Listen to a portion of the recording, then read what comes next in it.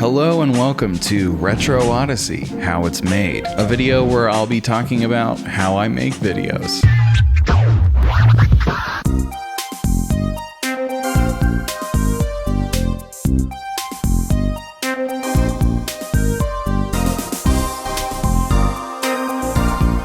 I'll be going really in depth on my gear that I use, how I use that gear, the different shots I always try and get in my videos and how I get them, how I set everything up and the challenges with the space, different stressors that come into play when actually shooting things. I'll be getting really in depth on my editing process, and I'll be showing you my actual timeline as I'm working through the edit for Getsu Fumiden. And I'll also be showing you how I set up this whole room, like in a big time lapse. I got a lot that I want to get into in this video because I just wanted to put it all out there. I know some people like this kind of video. I'm one of those people. I like seeing how people do things. And I've already covered kind of extensively the process of ideation and thinking about videos, so this is going to be more technical. I also have some updates for the channel, but I'll put those at the end of the video with a timestamp. I think that's a little bit better. So before I get into each specific piece of gear that I've determined as like highly valuable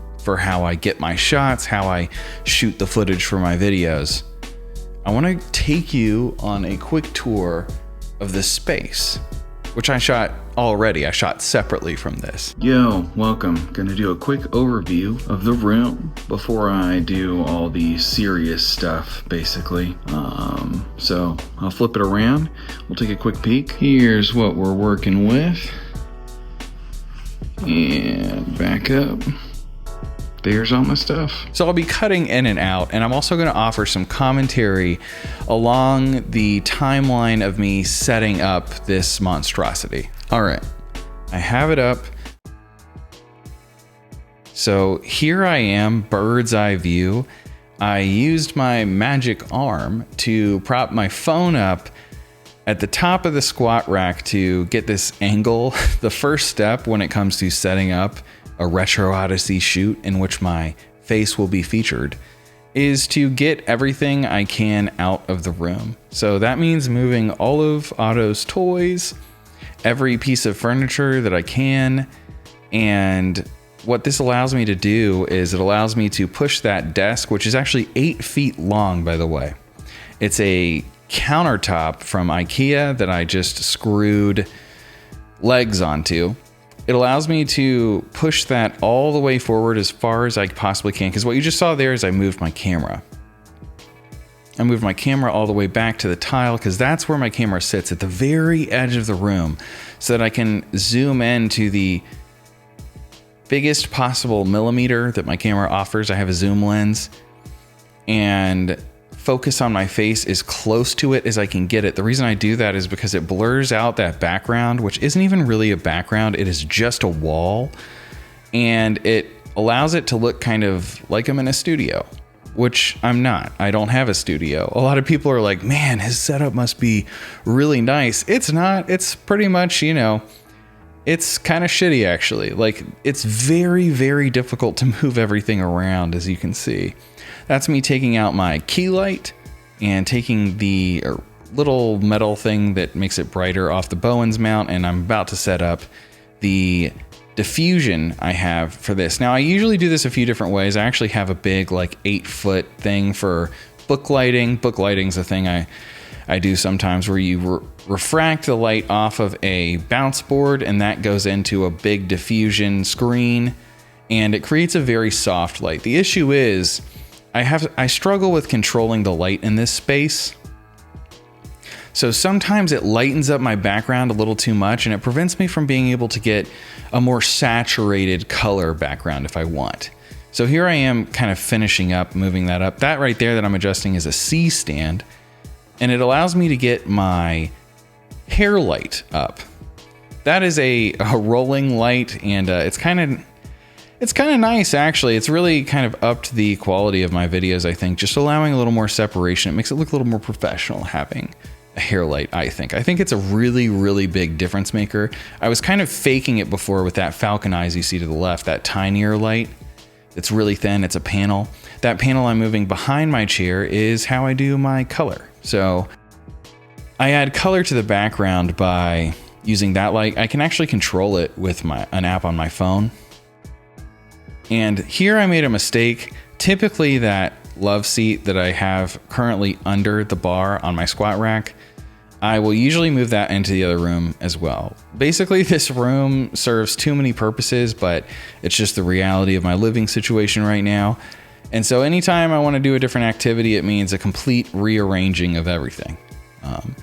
But it made it a lot harder to kind of squeak my key light in here with that huge thing. And you know what? That's called a lantern. I have some blocking kind of fabric over the sides so that it's not spilling too much light. I actually really struggle with connecting it. So what I'm doing here, that my Soul Layer amiibo broke. Rest in peace. Yeah, that was really sad. It fell off of my Famicom. Another casualty. I've had plenty of casualties, as you can imagine, to gear setting up. Now, there I realized because of the chair, I couldn't actually get to the other side. Now, all these cables, because I'm not in a real studio and I don't have the real stuff, everything is like stretched to the absolute limit. You notice like the cable running all the way from the back wall all the way to the front. Everything's pulling on each other. Things are hovering in midair. Here I'm setting up the camera a little bit so I can turn it on. I'm plugging it in so that it doesn't run out of batteries while I'm shooting. And there on the screen, you can see I actually have it plugged into that monitor/recorder right under the safety bar for my squat rack. And then I'm moving the desk and you can see me on my actual 30-inch BenQ monitor that I use for gaming often. I also use that 75-inch TV to play video games as well. Adjusting the light. It's all kind of coming together. You can kind of see how it's going, and not quite right. I have to crawl under my desk to make adjustments now. This is not always the case, but it's often the case that something like this comes up.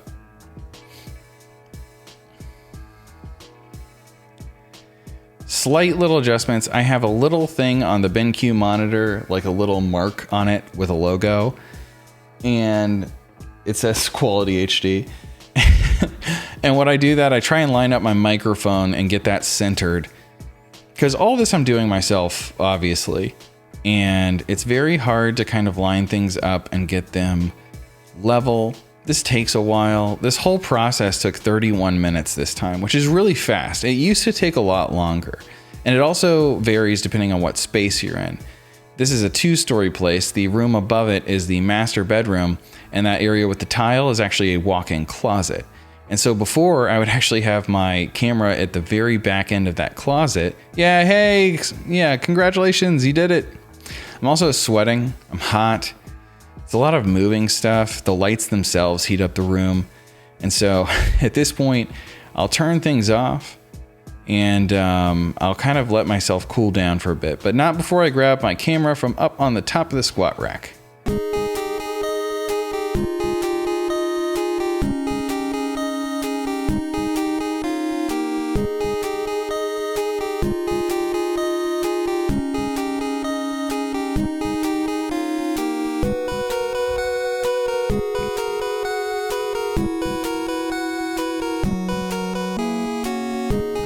Alright, so now that it's all set up, usually I've worked up a bit of a sweat, and so what I tend to do is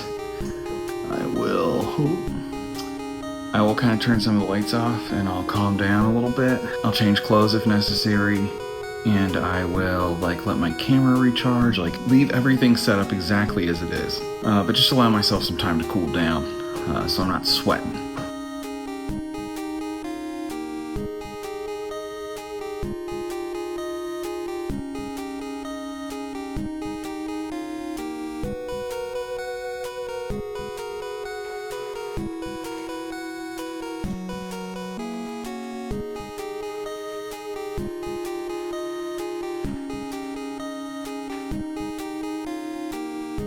So what'd you think? Was the studio everything you dreamed that it would be? Has it potentially inspired you to see what you can do with your own space, considering it's not a lot of space? Before, when I would shoot upstairs in a room I mentioned that is very similar to this one, I would actually have to push the bed all the way to the corner of the room, blocking the entrance and exit, blocking the door, because that's the only way that I could push my desk far enough up in the room, get my camera in the back. It's just like, woof, right? In the future, one day, maybe, I will have a separate room where I can record things. But it's not my reality now. And actually, I think it's kind of helped me in some ways, because you can't always get hung up on like, it's such a pain to move things. Like, look at the AVGN, right? If you have everything set up and it's just you press one button and it's ready to go, you know, maybe you're not as creative. Maybe you are, and I'm just coping, but I like to think that it helps me in some ways, having to do it this way, having to set things up so in kind of a jank way. But, you know, I've landed on something I'm pretty comfortable with. I've got my key light there. I've got a Falcon Eyes. I had 2 Falcon Eyes lights. That actually used to be my key light right there. It was just I had 2 of these, which is this Falcon Eyes here on the side. I use that to kind of illuminate my hair, right? And a lot of people think that this is a ponytail. It's not. I got a lot of hair. And it's in a bun, and that's the spell off. It's really long. It's down in a few videos. It's down in my Bomberman video.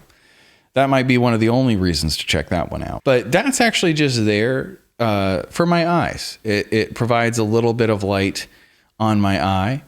And if you have a mono light, I just kind of like what it does to the eyes. It's funny, that's the only purpose that I have it there. And it's just a fill. It's just a mild fill.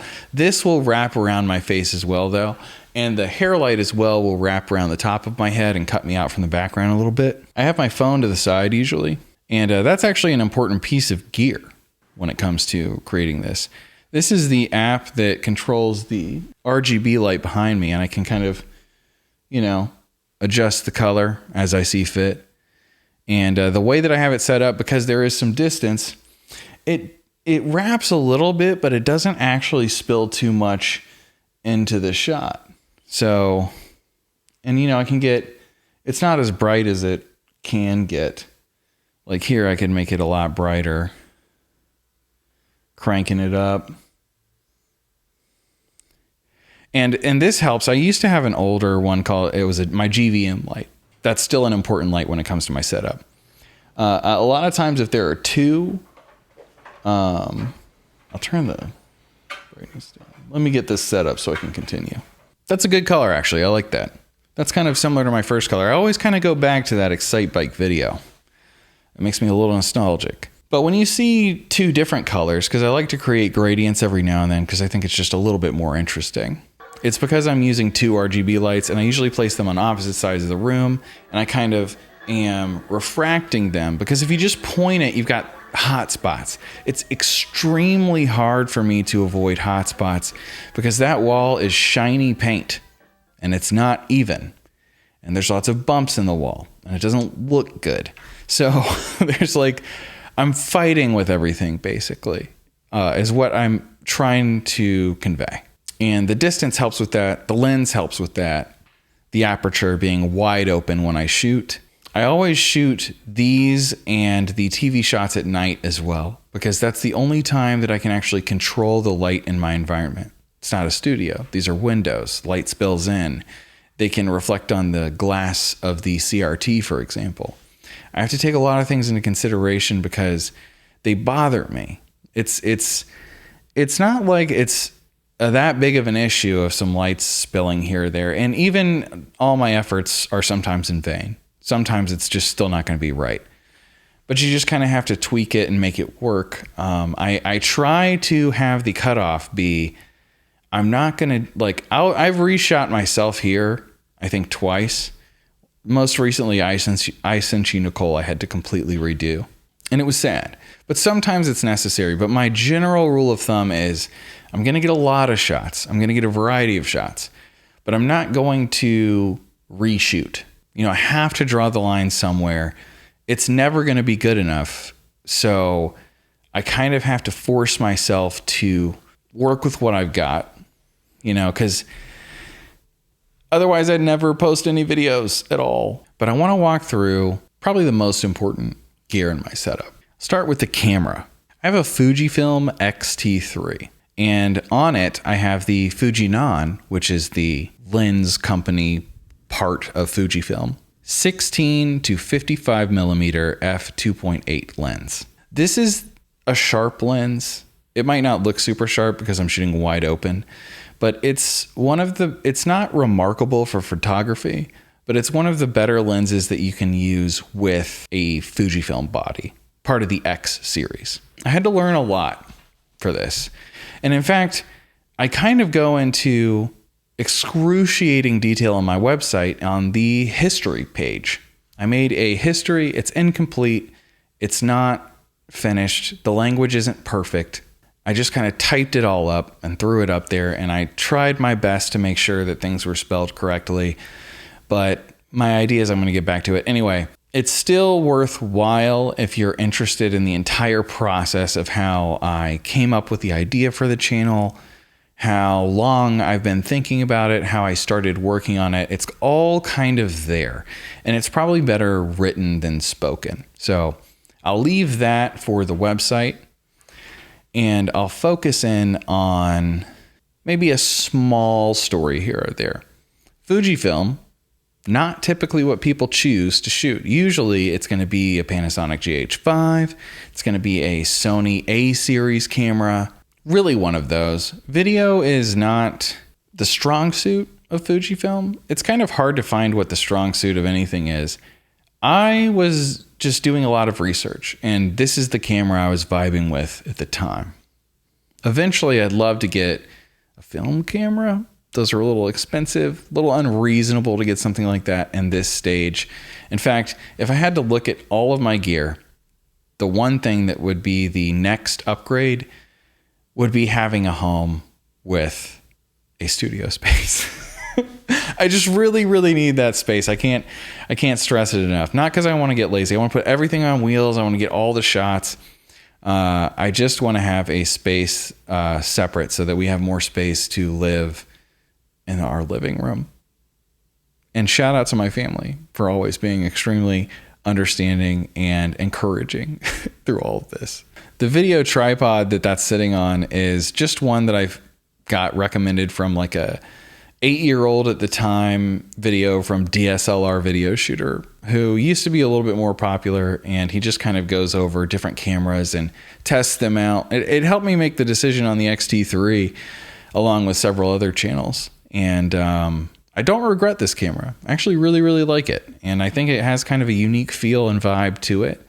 And I really wouldn't have done it any different. I wouldn't have gone Sony. I wouldn't have gone GH5, Panasonic. Wouldn't have gone Nikon. I wouldn't have gone Blackmagic. Those are other kind of popular brands. Very happy with the Fujifilm X-T3. It's been kind of a champion.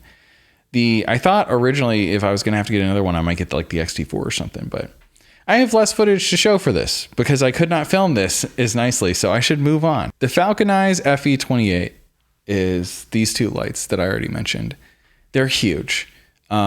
This one to the side, I used to crank up a little bit back. I'd have it higher, it'd be pointing down, and it would kind of act as a pseudo hair light while I had the key light right there, and I would kind of max out the brightness, and I would have to crank the ISO a little bit more here, but that's how I was doing things. I didn't love it because it created a lot of hot spots. And, usually I should really have some kind of oil wipes or something, because if I've been sweating, no matter what, this isn't quite soft enough. The book lighting can get through anything, but just the lantern, which is the diffusing light thing that I have, it's affixed to my Amaran key light. It's too much. So it's going to it's going to leave some hot spots on my skin. Not ideal. Background's looking pretty good. The Amaran P60C was an upgrade I made, I think around the time that I Sent You Nicole came out. So I've got 3 videos with it, I think. And it's the color light behind me. Now this light also can do color. It can do RGB. And the old one I used was the Good Video Maker one. That one was, when I moved to this space, a little harder to work with.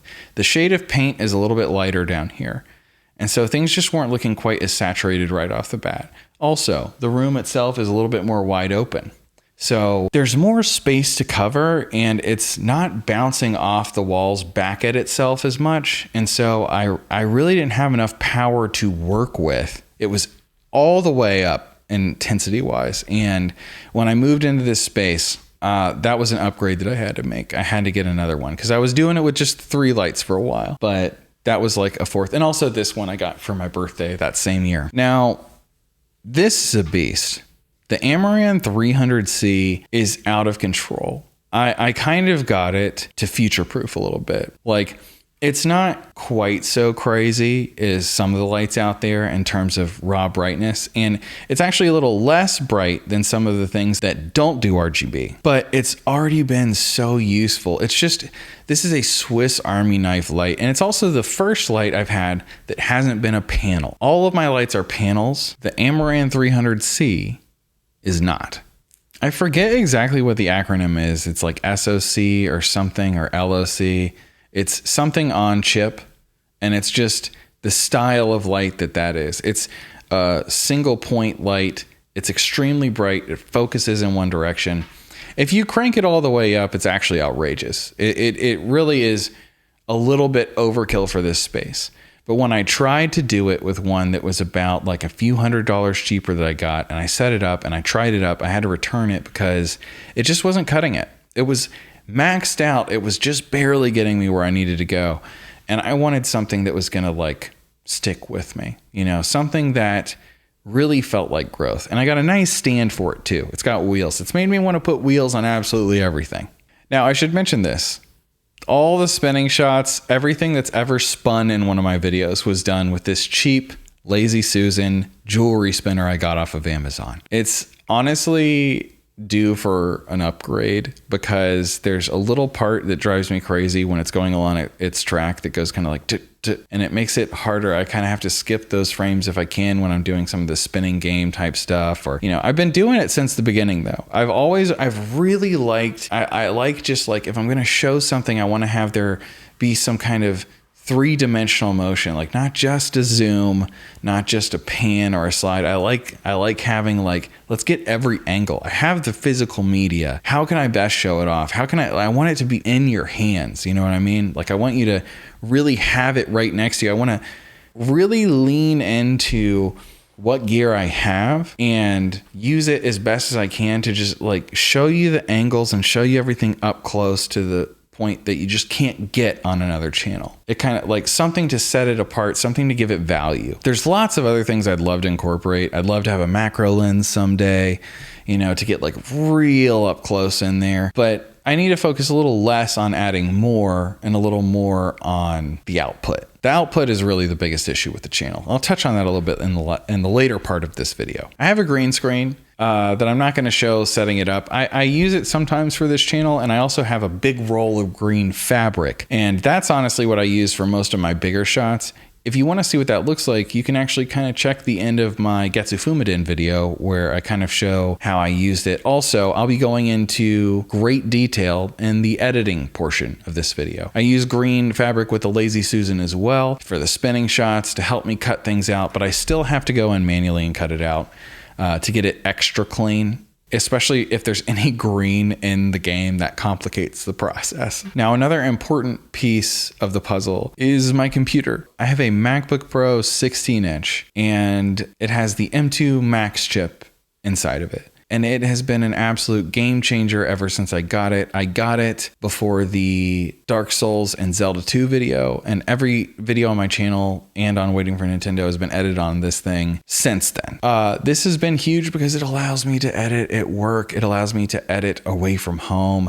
I take it with me everywhere. Whenever I can get any work done on something, I can just pull it up, and honestly, it's just a miracle worker. It's just, the fan, like, it literally only will kick on if I'm exporting like 10 videos for Waiting for Nintendo, or like really late in the export of a 50-minute like behemoth, then you'll hear it kick on. It's just like, what a game changer not having it locked to a single, like a desktop PC. Like I had a desktop Mac that I got specifically for this. The reason that I went with Mac, by the way, was because I really wanted to use Final Cut. It was similar to iMovie, which I had a little bit of experience with. And also Macs are just really good for video editing in general. It's just, the other thing is, if say I got a PC specifically for editing, part of the issue is you need a nice screen. The screen, the Retina display 5K that came on my 27-inch desktop Mac that I got originally solely for this channel and for development, because, I have a history with programming and stuff. And I thought it was nice. Honestly, it's great for programming. It's great for the two things that I needed most, is programming and video editing. But it's like, the value was there for me because I wasn't going to use it for gaming. It's really not. I needed a tool. It is a tool. And honestly, until they do something wrong, I mean, this is amazing, right? The laptop is so good. I couldn't see myself switching to anything else, honestly, when it comes to video editing. It's just, it's so fast too. It's so fast. Now, another thing is storage. I have a lot of drives. I've got, in the hard drive department, a 20 terabyte hard drive, and that's I try to back up all footage for current projects on that so that like I have access to them if something goes wrong with one of my other drives, which is inevitable. I also have 2 portable hard drives, one 5 terabyte, one 4 terabyte. These I'll use to back up my finished videos, and I have them kind of on both. So I use them in parallel, and I keep them in different places so that like I've kind of always got a backup of my stuff. I've still lost some videos along the way though, sadly. I've got 2 extreme portable SSDs. One of them I recently converted to be my editing drive. I used to have just a regular SSD and a caddy that I would use for that, like that would usually go internal in a PC. The SATA kind though, way to connect SSDs. That's better and faster. But these work with my Ninja 5, which I'll get into a little bit. It's actually the most important part of maybe this entire kit.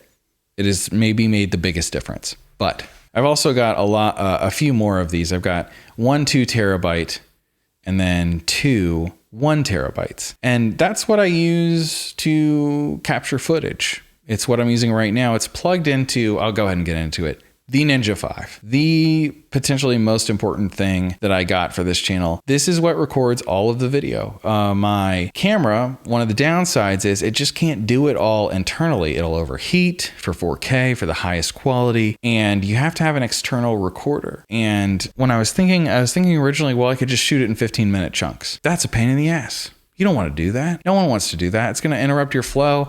It's going to encourage you to make shorter videos. It's going to make you feel like you're on a timer. You're going to be more stressed out. I don't think it's a good idea. So I got this. Too, what pushed me over the edge was I realized I can record gameplay in this, and I can record it in codecs that would be just outrageous. So I capture the highest quality gameplay that I could capture a little higher.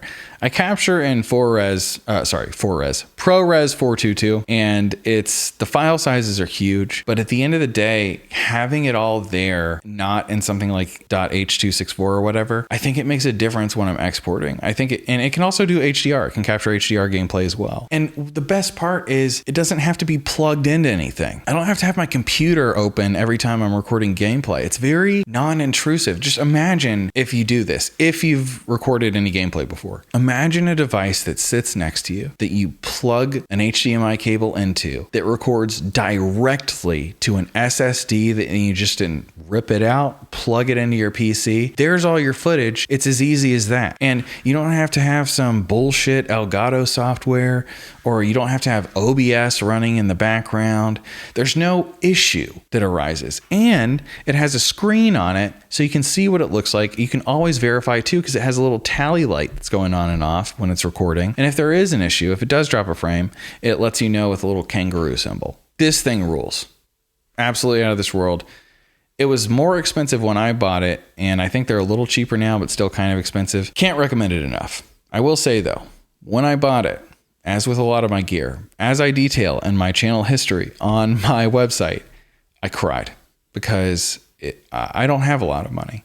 The nicest things that I own are surrounding me right now. And in terms of like physical objects, the nicest things that I have are my tools that I use to make my videos that I thought about for a really long time. I got for a specific purpose, and it was still very hard for me because it was a really big investment. And it's actually outrageous to go back and think about the fact that I spent all this money on this stuff, because what a risk, right? It took forever. It took multiple years for my videos to get any semblance of views. It really wasn't until 2023, towards the end, and then all of 2024, that all of my backlog kind of started to get more views. Like it was like a domino effect of views coming in, and they did not have a lot of views. I mean, most had just a few hundred. So it's tough to keep going. It's actually, I don't know. I wouldn't say it's tough.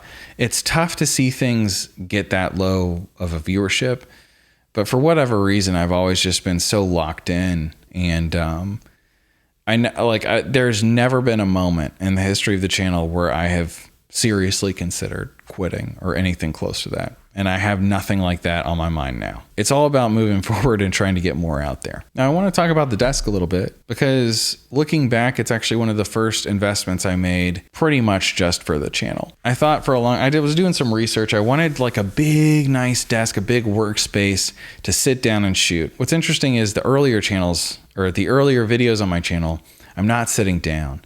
And part of that was just a microphone and a lighting issue. I hadn't quite figured it out yet. And the Mario review, Super Mario Brothers 1, is where I did finally get the desk. I invested in this microphone. I should talk about the microphone too. But anyway, the desk, I sanded it, and I coated it with oil. And then I did a few coats of polyurethane on top of it. And it's a little warped just a tiny bit because, just that's how wood is. But what an awesome workbench for retro gaming. I love it, and I couldn't have done this without it. It really has functioned as kind of two desks in one. It's always got the shooting side and whatever side. I'm always moving stuff all over it. It's been awesome. Now, the microphone. This is another thing that I cried about. My audio was the biggest issue for me in the world for those first few videos that I did, and I spent hours and hours trying to make it sound better, and I couldn't. I was playing with the equalizer. I was trying to learn all these tools because I had no idea how to use anything. I never really edited anything before. But I knew that the mic was not cutting it. I was using a Deity shotgun mic because, a lot of YouTubers I knew growing up, they used shotgun mics. They just had it kind of out off screen because it was a big deal. You didn't want to have the mic in frame. But I realized, man, if I can have better audio, let's just get the mic in frame. These shotgun mics that are because I don't have a soundproof room. I need some, and you know what? Actually, I usually put up a little more proofing. So there's probably a little bit more echo that you can hear in this than usual, but I don't have a soundproof room, and I needed a dynamic mic. I needed something like this. And this was one of the things where I was so burnt out on doing research, because every little piece of gear, you better believe I've watched hours and hours of videos and content on it. I've thought about it. I've spent days. I wake up, I'm thinking about the gear. I'm thinking about what I need to get. A little unhealthy in that sense. But for this one, it's you know what? I've seen the Shure SM7B in just about every video. It sounds good. I always think it sounds nice. Let's just get that. And then when it came to the audio interface, I had to do a little bit more research, but I landed on the Rodecaster Pro. Hasn't let me down. Actually, I guess it technically did. It didn't work with Jason's mic when we tried to do the dual stream. But no, it's been great. And it's simple to use, and I like using it. There's several nicer-ish ones, but I don't have to use a cloud lifter or anything. It's literally it's enough to power this, and that's all that I need. Another important thing is my chair. I have a steel case Amiya. I got it custom designed, and I got a kind of ludicrous deal on it because these chairs be expensive. I happen to live somewhat close to one of the only dealers that actually has steel case products physically. Now, this chair I didn't get, I think, until Dragon Quest. I can't remember the first video off the top of my head. I think it was after Zelda 2 that I got it, but my old chair was a $100 chair from Costco. It was a piece of shit. It sucked. Every time I stood up, I would be in so much pain from sitting in that chair, and it creaked like crazy. So if I adjusted even a little bit, it'd be it sucked. And one day it finally bit the dust. I had to get another chair. And I did a lot of research, and I wanted a chair that was going to last me a long time. When it comes to gear for stuff that I use every day, for stuff for the channel, I want something that's reliable and it's going to function, and that will make everything so much easier for the workflow, for getting things out, given my nature and how sometimes it's difficult to get things just right. And I'm always sitting down on this thing and I love it. I love this chair. It's super comfortable and I can sit in it for hours and hours and hours. I can adjust. I like to put my legs up, sit on one leg, sit on the other leg. I adjust the height frequently. It has lumbar support. I got the leather because it's easier to clean. And I was able to order it from a place because they do like offices and stuff. And they don't even usually sell to individuals. I actually knocked on their glass door under like a law firm building where they were located, and there was like one lady there. This was still maybe during like COVID was like backing off. I don't even remember, but anyway, she was kind of startled that anyone was there, and she was just like, I was like, hey, can I sit in them? And she was like, all right, yeah, come on in. She wouldn't do anything, so sat in all of them. This was the one I liked the most. Got it. And it's something that's important to mention because it's made a big difference for editing, sitting down, all the hours and hours and hours spent. I've saved my body a lot of pain from this, and it has a 12-year warranty, which is nice because, you know, I've already had it a lot longer than I had my other chair, and the state of that chair, I mean, this thing doesn't even creak. It's still buttery smooth. It's still extremely comfortable.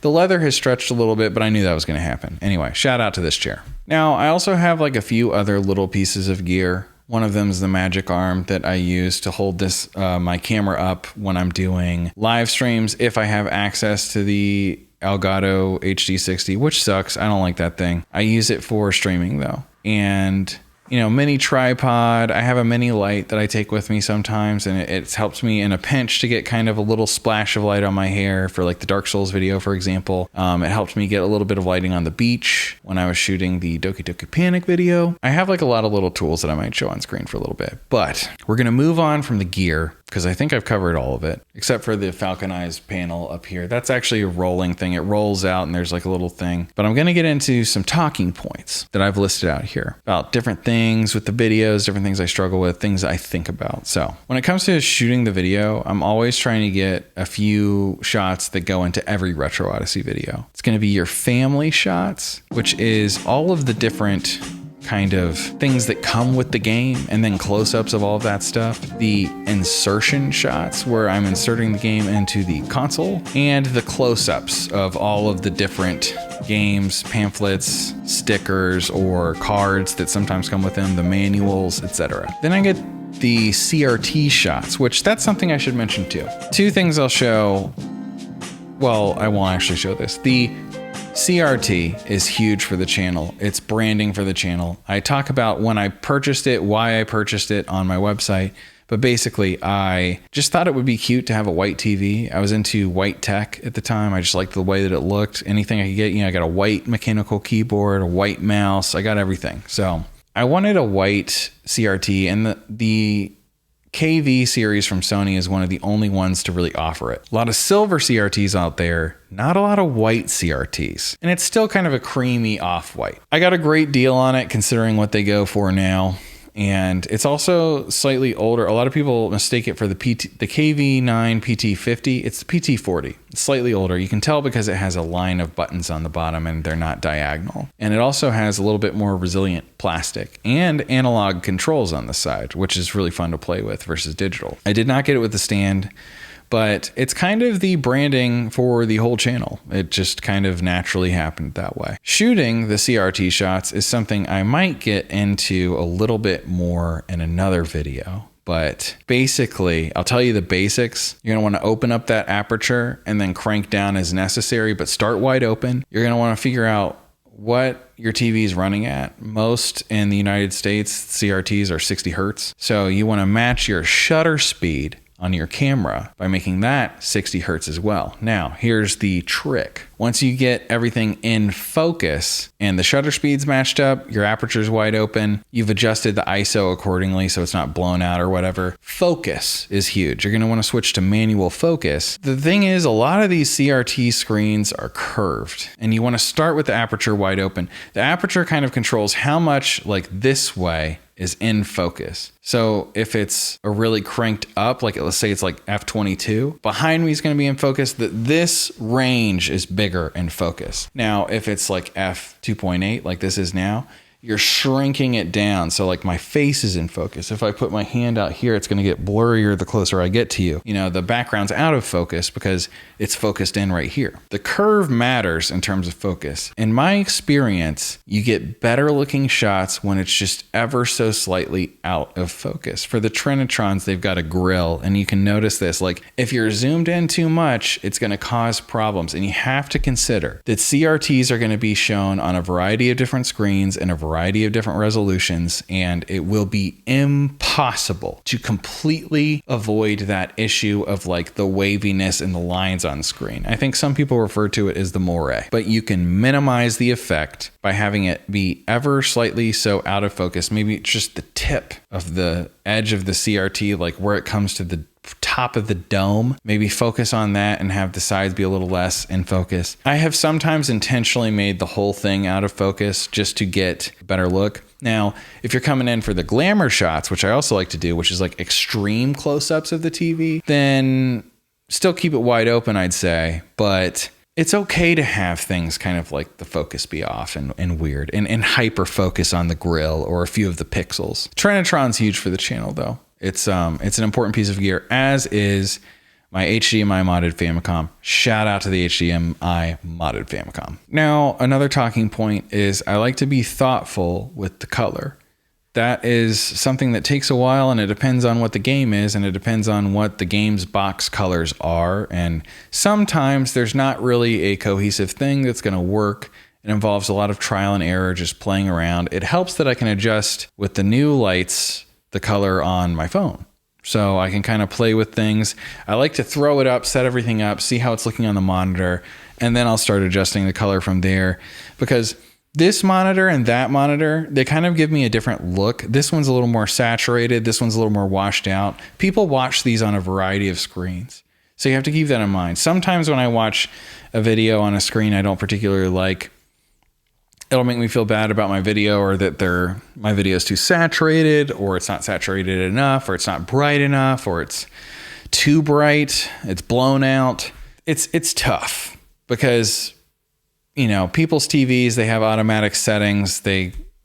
Another thing I'll mention is some TVs will like up the frame rate of a movie, right? They'll fake it.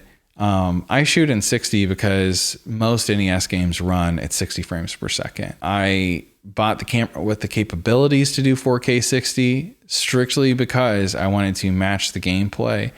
I was aware that 30 frames per second, 24 frames per second, this is a more cinematic look. This is more desirable for certain kinds of video. But for what I'm doing, I actually think that 60 frames per second was the right call. But color is something I always take into account. I try to think about, before I shoot the game, like the close-ups of the game itself and the box and the manual, I try to think about, and honestly, how the game looks on a CRT, what the gameplay is. Try and think about the colors I want to use for both of those and what color I'm going to use for myself, because I don't want the color of the talking head shots to match. Another thing, like I don't want it to match in the sense that I don't want it to be the exact same as one of those, but I want it to match in the sense that I want there to be some sort of cohesion between the three. Now, the background is another story, because most retro channels have a wall of games. I don't have a large collection, so that's not something I can do, but also I think that it's a little bit overdone. And so when I was ideating for what I wanted the look of the channel to be, I was thinking kind of an opaque gradient color, simple background would be ideal for me to kind of keep it simple and stripped down, kind of like the games that I'm covering from the perspective of someone who did not grow up with them. So that's why it looks the way that it does. It's partially from want and it's partially from need. In terms of actually shooting the video, I didn't used to have scripts, and I started having like bullet points, and then I moved into having whole scripted segments, and then I moved into just writing an entire script. I am never faithful to the script. It is still just a guideline, but what I do is I print it out and I read it off the paper, and then I read it back to here because I have an issue with teleprompters. Some people buy teleprompters. I don't like that. First, it's another piece of gear.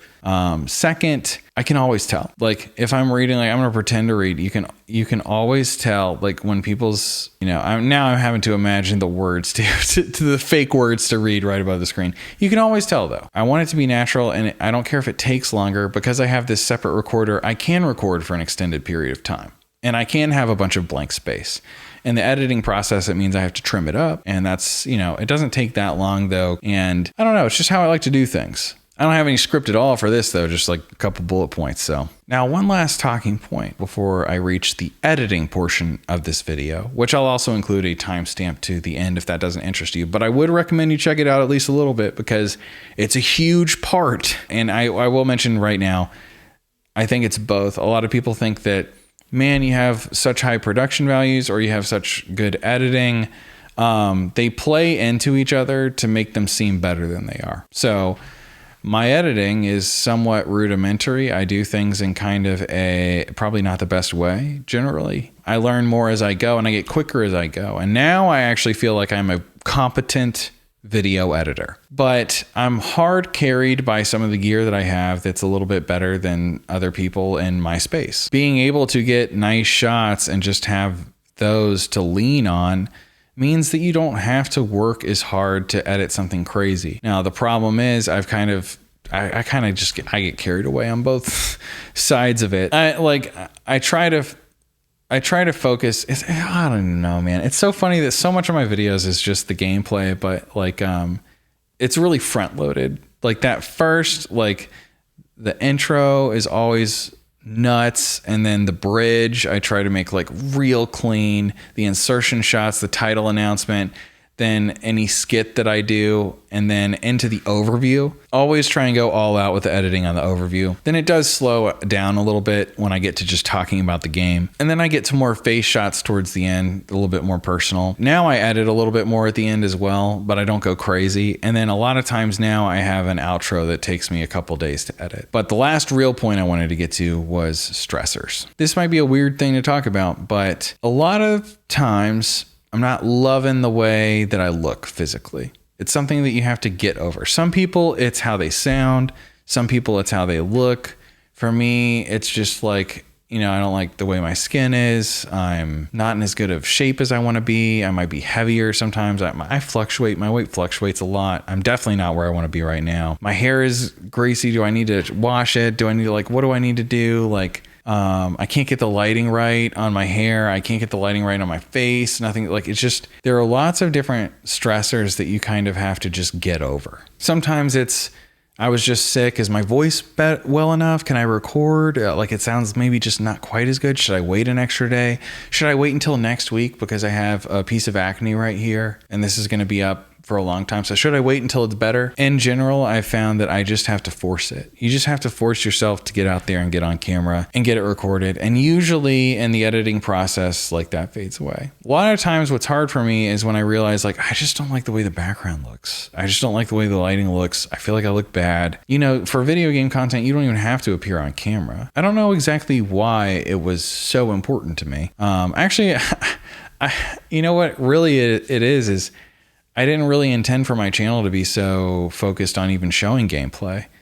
One of my influences, which I mentioned later in a video on Waiting for Nintendo, I don't think it's out at the time of publishing this, but we talk about our YouTube influences. And one of my biggest influences that made videos, Dustin Kreis, he just sat down and talked about games. And it's kind of like if I'm already getting the camera and I'm shooting the physical hardware and everything, why not just shoot myself too? I guess it's just how I imagined it. But I can tell you, I never originally anticipated on throwing my face in the thumbnails. The only reason I started doing that, which I also explained on the website, was I realized that all of these kind of inside things, I'll call them inside jokes, but they're more just very hyper specific references to the game that I've covered that I'm putting in the thumbnails. I would spend days on some of these thumbnails.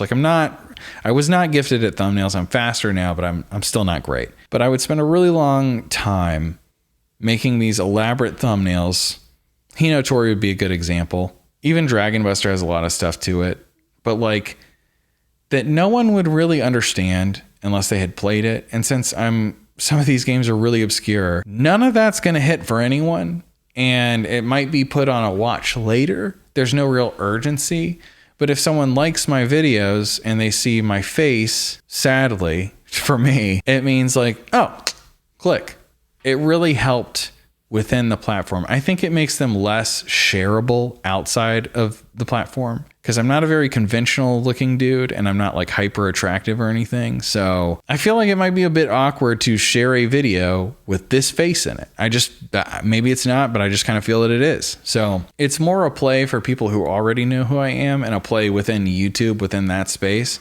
But I think it hurts in the sharing aspect, because like sending a video with my face so prominently featured might not be like I really like this YouTuber, but I don't know if I want to share it with my friend, because I don't know, it's just such a YouTube. I just feel like it's less shareable. I think video game related content is more shareable, like more like postable when your face isn't in it. So with all the other stuff out of the way, I wanted to kind of go through here, and this is a Final Cut Pro window that I have open right now. That's the editing software I use.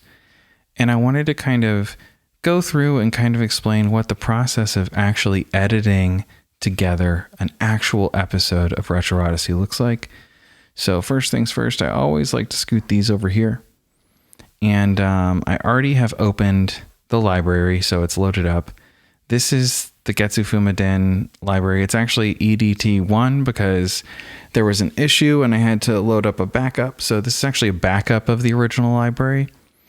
But all over here, you can see different kind of collections of things I have. This is actually something I started doing with this. Before, I just had piled everything kind of up in one big folder. So each of these folders, you see there's 20 items in October 4th, and all the dates are messed up because like the SSD thing that the Ninja 5, it's all incorrect as far as the dating on that. So anyway, but yeah, like if you click on any of these, you're going to see like a lot of random stuff, and it can be hard to navigate through all of this at once. And especially with this one, I really needed to kind of like organize. So like here I've got all my music,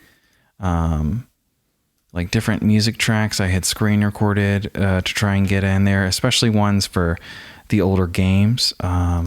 But you know what? I'll talk about this later. Let me just go ahead and get into it. Let me open the main review portion of the project. And actually, let me start with the intro, because I had separated out let me start with the review.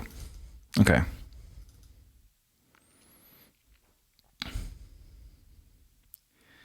So this stuff's kind of back. I'll scooch this up a little bit. I'll take that off so it's easier to see. We don't need that either. Actually, we don't even need this right now. We're way back here. Like, as you can see, this is wild. So this time things got so crazy with the intro that I actually split it out into a separate file, and I exported it in ProRes, which is a really, really uncompressed codec. And let me go ahead and just like zoom out until we can see kind of the whole thing, because it gets pretty ridiculous. A lot of these are compound clips already, meaning that like you can take different layers of stuff and you can make them one clip. But this is actually the easiest way to edit. Like, it's in this form because it's actually easiest to do it this way. So that's kind of like the whole project. You know, you can kind of like go through here and just see all of the ridiculousness that was this episode. And so basically how I break this all up currently is you've got an intro, an overview, you've got kind of the angle for the title, like whatever the subtitle is for the episode. I kind of like to talk about that angle, like Zelda, it's not the black sheep. This one, it was about Castlevania and how it's not really like Castlevania, stuff like that. Then you've got all of the actual things in the game after the overview, kind of like going through my own experiences with stuff and also just talking about them mechanically, how they work, how they function. And then towards the end, you've got an actual condensed review, because the whole video is not really a review. It's kind of its own format entirely. It's a Retro Odyssey video A review is just a small portion of that. And then after that, you've got the final thoughts and then the outro. And like within the intro, there are a few things that happen. You've got kind of the cold open, and that can be a variety of things. And this time it was some CRT gameplay footage kind of going. Let me zoom in actually a lot so I can kind of go through here. In this instance, it was some CRT gameplay, you know, and then we're switching into talking right here after the musical intro. And then it switches into a skit. So we do the whole skit thing. You know, I cut the game in half, or not even the game. I cut the box without cutting the game. That's actually the whole point. Whoa, bam. Yeah. Yep, there it is. So there's a skit in a lot of the new ones, like in Dragon Quest 2. It was when it zoomed in and then me and the boys were all on the boat. Like the animation there. And then in 3D World Runner, there's a whole detailed intro opening bit with like a whole bunch of Easter eggs and references. And it's like, that one I went really hard on. Sadly, not as many people saw that one. Rygar didn't really have a skit.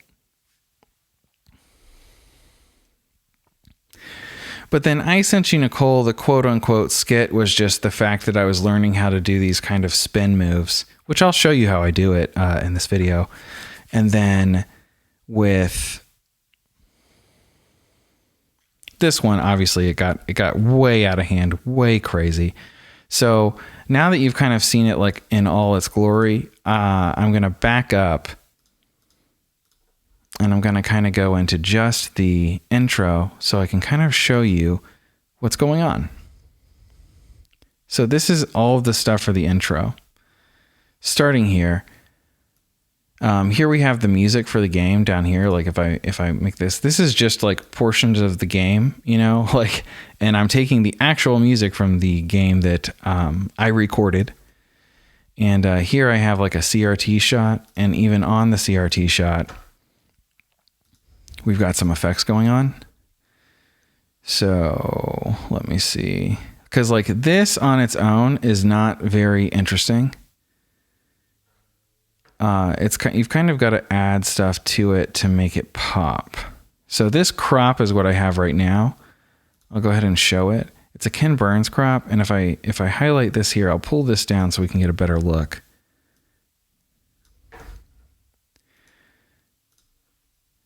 There's kind of a crop function. So here's where we're starting and here's where we're ending.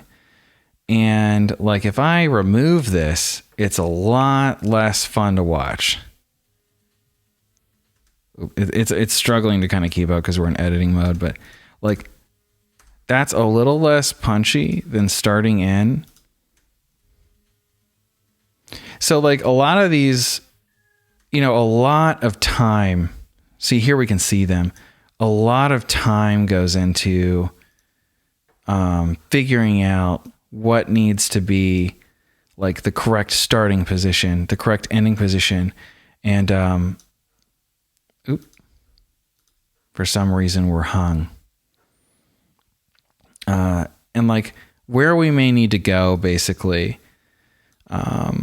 there's so much loaded in here, so many cuts, so many effects that I'm not surprised that it's kind of like short-circuiting. This was kind of part of the issue of even making this and separating it out, was because there was so much going on that I actually needed to separate it out. See, oh, that's so cool, all the different lights of the CRT. But you already know about capturing the shots. So text is another thing. Here I'm actually kind of zooming in. I've got a Ken Burns effect like on the literal text. And I'll just go ahead and hit done. That's part of why it's not loading right. So Metroidvania is coming. It's actually growing bigger on the screen as we're zooming out to kind of create a nice look there. Like all of these shots are static. So like without that crop, you know, not quite as magical. Same with this. If I remove the crop, like this is like, it doesn't look bad, but like, as I've kind of learned more about editing, I've realized so much about like how to make things look really good. And another thing is like, where is your eye? right? You never want a jump. So here, after we whip Dracula, you're looking at the fiery remains, and then we're cutting to Samus. And Samus is here in the center of the screen. And then we're cutting to this, and your eye is moved up here where the Dracula's castle is collapsing. And then right there, rather than cut to Link in the center of the screen, I'm specifically picking a shot where your eye doesn't have to move very far. Like it can kind of snap to the next piece of action as he fires a sword off, and it moves it back to the center screen where you'll see my face kind of roughly in the same area. All of these little kind of things with the gameplay, I always try to make them make sense. I always try to be very aware of like where the viewer may be looking and try to make cuts and transitions that are going to be easy on the eyes, like very not jarring. Like we're starting very zoomed in, we're zooming out, we pull the sword, we're zooming back in kind of very slowly as we're like zooming into a close-up, right? So we're looking at something close, and then we're cutting here. We're showing off the different games. The other thing about this is like it takes a really long time. Like it's not like I have this in my head already, like, oh, I'm going to use these clips. I shoot so much footage. And like this I was even doing something a little fancy where like I had like right here, I cut it out in a mask. See, there's this Luma key here. And like if I take this out, it's still black. But I ramp it up at this specific moment so that he's still falling kind of into the next shot. But like all of these shots, this takes so much like molding and prodding, and it's kind of like clay, and you're kind of like pushing it together, and like it kind of looks like shit for a big portion of it, but you're really working at it and trying to get it into something that like looks good. And the good thing about that is once you finally get there, once it's finally starting to come together, you start to get excited. Like it's exciting, and then you can come back to it and watch it again and again to kind of pump you up when you're feeling kind of like defeated through the process of editing, because it is so much. So this is just kind of like the cold open bits still of this. Like this looks so good too. Like, I already talked about this a little bit, but like selecting the color here, like I wanted kind of a dingy green. One of my new lights really allows me to get more nuance there, and then kind of contrasted with like a cooler color. So we've got like this cooler green and this kind of yellowish, warmer kind of, but like still just kind of icky green, because it's kind of a gross game, right? And these shots just, I love the way that the CRT looks like the black kind of just cuts it out. And then you can see, because like I use a lot of these glamour shots. You're not supposed, like like this one's not, right? Well, it kind of is because it still looks really nice, but this is the gameplay. This is supposed to show you what the gameplay is like. You want to see everything that's on the screen, but these kind of glamour shots just add so much, I think, to like these intro moments where you're just trying to give people a taste of like the feel of playing a game, right? That like we're coming in, we're jumping, and then it's still kind of keeping in track with like, where's the eye? See, Getsu's here, Fuma is here. And then he's still there, kind of like we're a different shot, different angle, different zoom, but it's easy to transition to that. And then we fall down, and then we move over here, and like the jump is just not that far. It's here to there, and like we're still moving the same direction. But then you see here we're cutting, because at the point in that thing and then we cut back to the other direction. Like we're kind of going this. We're illustrating different points like this and this and this. So like having the movement kind of go in. These are things too that I think a lot of people would never even think about or notice. But I think it's part of the reason why a lot of creators or a lot of people who make things, because I'm kind of like, I'm moving away from that word. I don't really like the word creator or content or any of that stuff. It's just a bunch of bullshit. But a lot of people who make things, a lot of people who like my channel are also people who make things. I think that's a better way to phrase it. Like, ooh, that looks so cool with the lightning right there. Right. So cutting into this kind of glamour, see, like another thing you might not notice, like for the ending segments and for the other kind of stuff, it just looks so different. It's kind of boring to always have the same color. So I shot more shots, right, with this red and purple, like this kind of like coming in, this kind of like glowing, kind of like energized red with this kind of regal purple that doesn't match exactly, kind of brightens it up, brings it out. Because like here we have this bright, along with like the white TV is actually a little muted, and it's kind of bringing out, like I'm doing too many gestures with my hands that you can't see. But then we've got the text. I do a good mixture of 2D and 3D text these days. I've kind of learned a lot, and the text, like, you don't even need to read it. It's just kind of cool that it's there sometimes. And so this is where like the kind of ridiculousness starts with the skit for this one. So like all this, you see these little icons here. This is all within a layer. So we've got different things going on. This is another layer, right? This is another layer. So here we are, like, I can take the effects off. Like this is what we're actually looking at. And we're multiple layers deep. So like, just to give you an idea of how ridiculous this was to edit, like, do you notice any problems with like how this looks? Because this comes up a lot with these kinds of games, and when I'm trying to do things like this, there's a lot of blue, there's a lot of green, and it's kind of the same green as this. So there's two layers because I actually had to cut out, like you can see these kind of move over time. That's the bottom to kind of cut, like there was a little too much light coming in through here for this, for the green screen to really work on its own. And so like this one though has the draw mask, and like we can watch that. Yeah, let me go ahead and turn the effects on for this too so we can see it. So this one has the draw mask. If you notice, here's the control points. And I actually had to trace this frame by, not actually, this one was not frame by frame, but it was second by second. And it's roughly, I guess the 48, or was it, I can't remember what the increments were that I went with, but I think roughly second by second, outside of some of the small turns where like, see, like down here, we can kind of see a little of the light. I didn't get it perfect. Or that might just be because, no, yeah, see, like you could move that and you could tighten that up a little bit. But if this isn't here, basically, like if I make this, see, like all of that detail is lost. Like it still would look cool, but it's not the same. Like you really need to be able to see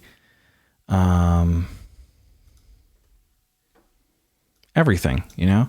So let me back up a little bit. That's also faster. So if I play it here, so this is really slow.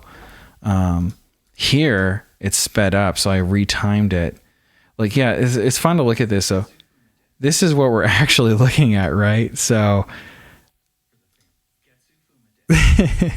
it's funny to really, I wish so badly. Oh yeah. So here's how I did the hand. See, that's not,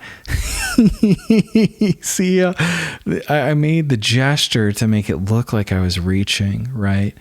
But I recorded my hand separately. After I was done recording these shots, I left it in this position, basically the exact position I had it. And then I shot a few of me like reaching in and grabbing it. I think if I go into here, maybe we can see that, or, and then like see how I did literally manually draw frame by frame, the ripping it out there. So like I have an effect here. See how like I kind of go out of focus. That's to make it appear like the screen itself. And like, just for the record, I'm going through all of these different things that I'm doing, kind of like for posterity, and also just to kind of show you guys how I do things. Like, to bring it into existence, I've got a bad TV effect, and see it's like warbling, and that's like a manual transition. Like I'm the one over here in this corner kind of controlling how much of the effect and what the timing is of that as I spin it around, picking it up, ripping it out. So I can go ahead and back up. So the reason that's all in layers too is so that I can use another, like I can zoom in and retain that resolution up high. And then I'm bringing in the text too, because I think it looks really sharp and it just kind of like throws it out, right? Excuse me, I had to cough. I've been talking a lot. It's pretty dry in here. And then we zoom in even farther, right? And that's where I pick it up, and I kind of am doing the movements of picking up, but it's actually not perfect. You can see, like, when you look at it frame by frame, I grab it, I rip it up. Here I'm going to go frame by frame a little bit. So like this is also multiple layers. I probably should stop every little thing, but like, see how like I literally physically threw this box. And it's funny, these are all the background layers. I'm not even going into like all these green bits or sound effects. Timing all of that stuff was also a lot.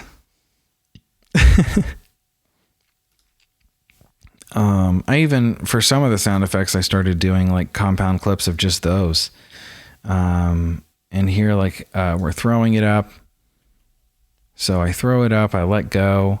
And then look how clean that is. I'm almost sad that you can't see it in the video, like unless you go frame by frame, you're not seeing how good that looks. Oh my God, dude. Like, come on. Let's do that one more time.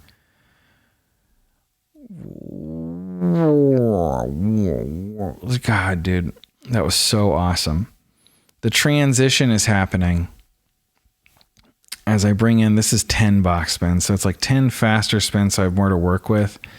But like right at that screen, I transition. And so now you're seeing this, you know, now I have replaced that box with this, or I trace it along the edge, but now it's gone. I cut it off and it's totally replaced. And it's the same spinning box, but I'm rotating it to kind of like come into the frame, like where it would be. And this was also a really unique way to show off the lenticular design, because like we slow down and we zoom in, and like this is the best way I could think of, and like kind of a funny form. Really just the best way in general. I thought it would be really cool to kind of show off like like how the art changes on this game and how cool it looks. That's part of why I had this idea in the first place. And so now that I've showed you everything else, you can understand everything that's going into this, except actually you can't understand the background. So this is the background. I even have the different color switch because I was transitioning from what's funny, what this is I'll take the effects off and I'll take the transform off. This is Dragon Quest II sailing. That's how I got this look. If you're wondering, like, what even was that? See, like you can kind of see as I'm doing a dissolve into the other thing with a different color. So I'll go ahead and turn those effects back on because it's like zoomed in a lot, and it's the sailing from Dragon Quest II. Literally, like that's how I did this portion. I am proud of my work here. I'm not gonna lie. I feel like I did a really good job. And so here's the montage I shot with like the zipping up. So each one of these two, like they're all slightly retimed, all slightly redone. Like there's a lot of editing, you know, like I'm reaching for the katana. A lot of things are going into it. And this is kind of like where I zoom in, like it's kind of coming in. And this is kind of choppy and sloppy, but it's like, whoa, did you see that? Whoa. Okay. What's going on? It kind of works. That falls actually, but it's so fast that you can't really see it unless you're going frame by frame. And then I added this in manually, this kind of like just a frame of like going down and then up to kind of make it look, because this transition where it falls is what produces that dust. And so I was just kind of abusing that transition in order to kind of get it to look correct. I'm not going to lie. It looks like I'm at 24 minutes right now. This is going on way longer than I anticipated. I thought this was going to be a quick part of the video, so I apologize for that. So here we have, like, you know, I've already kind of shown how I filmed this. I'll turn off all effects. This is a already rotated version of like, this is what it actually looks like. Um, and then, I have the earthquake effect because I'm kind of like shaking around to kind of make it like, and the handheld effect to kind of like put me in there a little bit more. And this again, do you recognize these? This is also Dragon Quest II. It's also the Dragon Quest II sailing. And it uses a few effects, but the one thing that I didn't do myself was this wormhole effect here, this flat wormhole. See, like I did a few things, but like this wormhole effect I purchased for $10. So that is the only effect money I spent on this game. And it kind of, because like I did a few manual things and they were looking okay, but I just thought like this just looked sick. And I wanted to try out buying an effect. And so I did. So for this video, I actually spent $70 for that katana, and I spent $10 on that. And I really shouldn't be spending money at all. I'm broke AF, but it's like I just couldn't get it out of my head. It was just too cool. And I wanted to do it. And so like we kind of have a good idea now about like how all these things are put together. I'm doing that same Ken Burns thing. Like if we zoom in, these are multiple clips stacked together.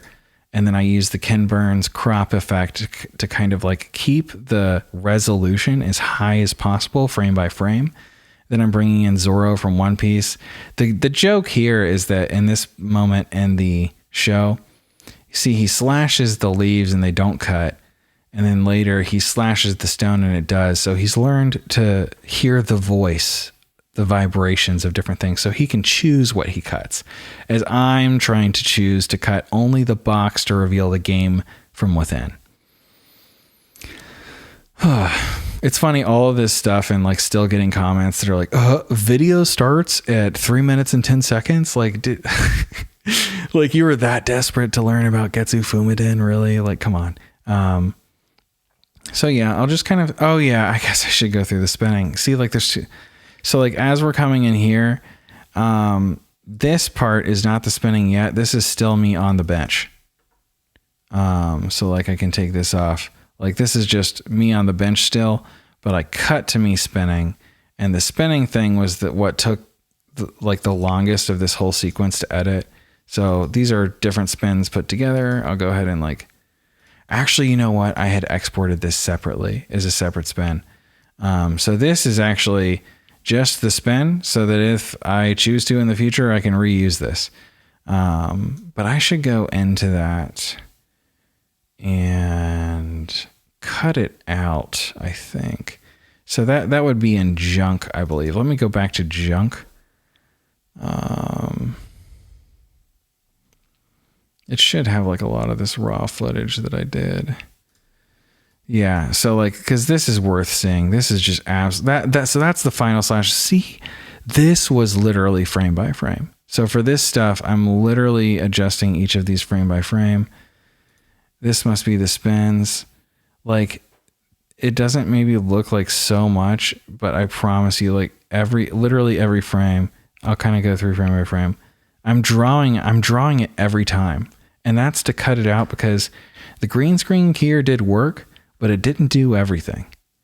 See, like I still had to cut out a lot of stuff, and like a lot of things that were touching my body. So that was just wild to me. But like when it actually came together, it was so hype, right? So let me cut back to the review.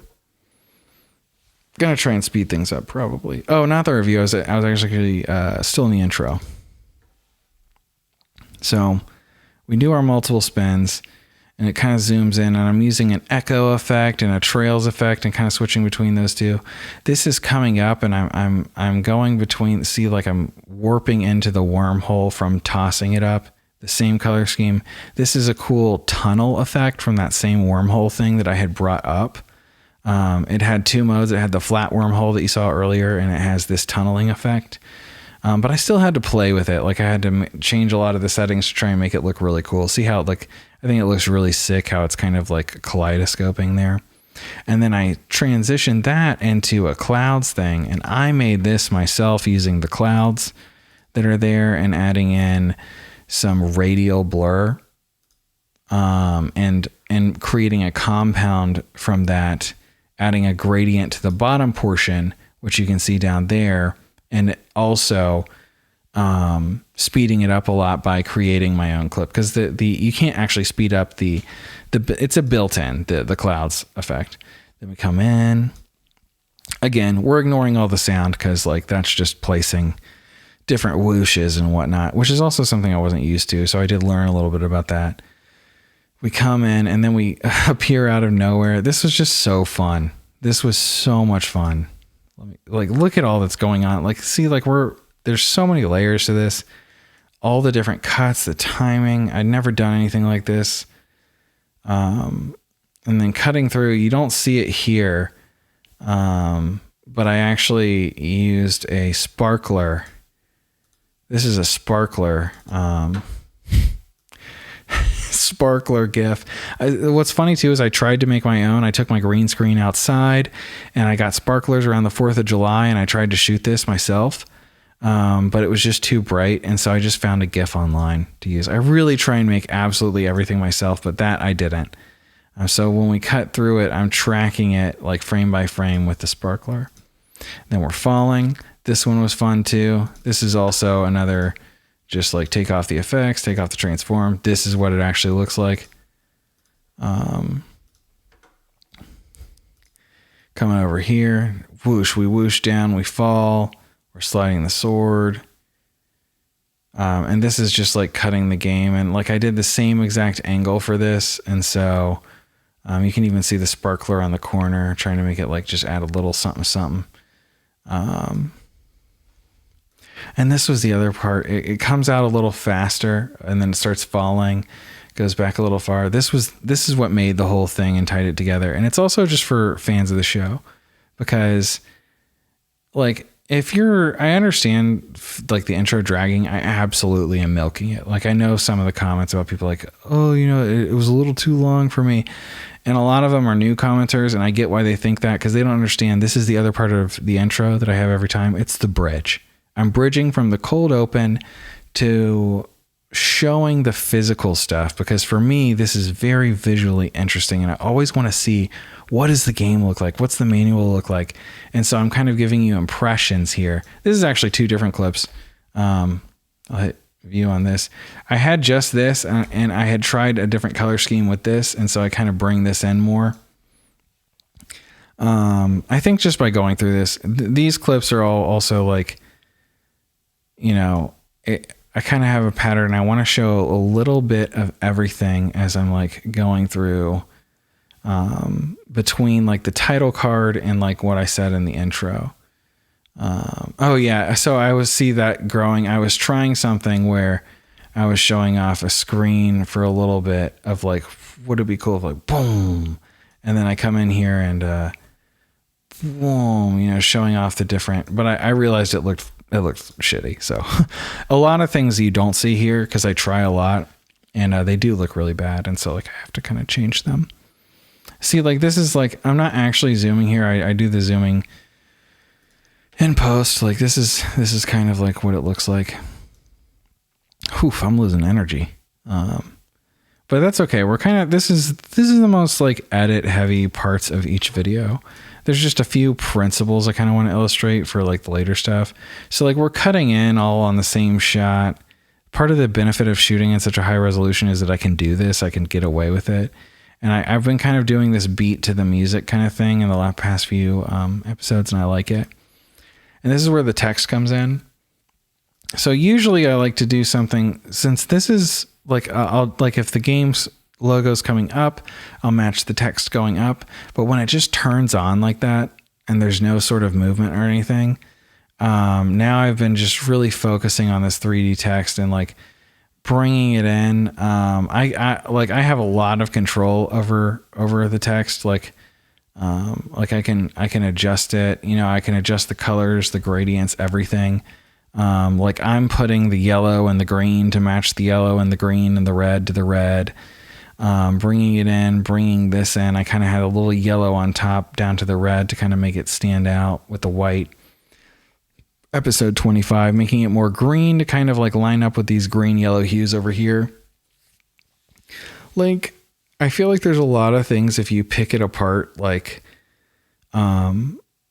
Maybe I just kind of want to show you guys everything that kind of goes into one of these. Like the reason they take so long is because they're like I was like kind of bringing in these, like making it more interesting. Like after it's set, it kind of like draws your eye over there. Like up here, this text kind of like has another little warble of like TV-ness, and a sound effect to go with it. Then we kind of like transition into this, and at this point, I always like to show a little bit of the room audio. So I actually record this audio separate so I can cut to like a much higher quality recording of the audio. But I kind of like the way that it sounds in the room, kind of echoing, because like that's how a TV would sound if you were standing away. Like it kind of puts me in it. And then, oh yeah, cutting into the Mario 64 painting. I shot these shots. I woke up early before work. I went to a greenway that's like kind of south of where I live. And I waited out in the dew. I added in Mount Fuji because I thought that would be hilarious. There is no mountain there. I put it in there myself. Spoiler, I'm sure you guys thought that was actually real.